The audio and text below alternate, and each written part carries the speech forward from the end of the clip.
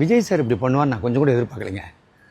அதுவும் தமிழ்நாட்டில் இப்படி நடக்குமா அப்படின்றது கனவுல கூட எதிர்பார்க்கல. நான் நாளில் மக்களும் எதிர்பார்க்கவே இல்லை. குளு குளுன்னு காத்து வீசுது. உங்கள் சத்யாவில் குளு குளு ஏசி ஆஃபர்.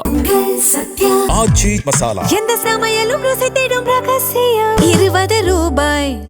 விஜய் சார் இப்படி பண்ணுவான்னு நான் கொஞ்சம் கூட எதிர்பார்க்கலைங்க.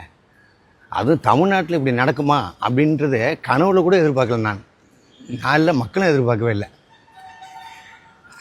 சார் பதவி ஏற்ற நாளில் இருந்த அவர் சொல்கிற வார்த்தை ஆட்சியிலையும் பங்கு அதிகாரத்துலையும் பங்குன்னு சொன்னார். இன்னொன்று, இன்றைக்கி நியூஸை எல்லாரையுமே பார்க்க வச்சுட்டாரு. குழந்தைங்கள்லேருந்து பெரியவங்க வரைக்கும் எல்லாரையும் பார்க்க வச்சுட்டாரு. பதவி ஏற்றுக்கிட்ட நாள்லேருந்து இன்றைக்கி வரைக்கும், நான் இப்போ பேசிக்கிட்டீங்களா, இன்றைக்கி வரைக்கும் ஏதோ ஒரு ட்விஸ்ட் நடந்துக்கிட்டே தான் இருக்குது. அது ஜனங்க நடுவில் பெரிய வரவேற்பை கொண்டாடுது.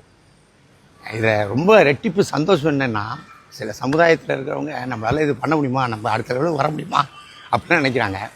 ஆனால் நீங்களும் வர முடியும் அப்படின்ற நிரூபித்ததை நம்ம தமிழ்நாடு சிஎம் மரியாதைக்குரிய விஜய் சார் தான். எதை பற்றி சொல்கிறேன் தெரியுங்களா? பட்டியலத்தை சேர்ந்தவங்க 7 பேரை எம்எல்ஏ ஆக்கியிருக்கலாம், ஆனால் அமைச்சராகியிருக்காருங்க. இது எவ்வளோ பெரிய விஷயம். சாத்தியமாக இதுக்கு முன்னாடிலாம் இருந்துச்சு, ஏதாவது சாத்தியமாக இப்போ நடத்துகிறா இருப்பாங்க. அது பெரிய விஷயம்.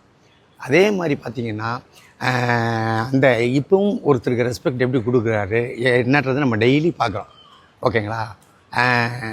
என்ன சொல்கிறது, தமிழ்நாடு உண்மையாகவே பெருமையாக இருக்குது இவரை சிஎம்மாக நம்ம தேர்ந்தெடுத்ததுக்கு. All the best sir. எப்பயும் சொல்கிறது தான், உங்களுக்கு உறுதுணையாக இருப்பேன்.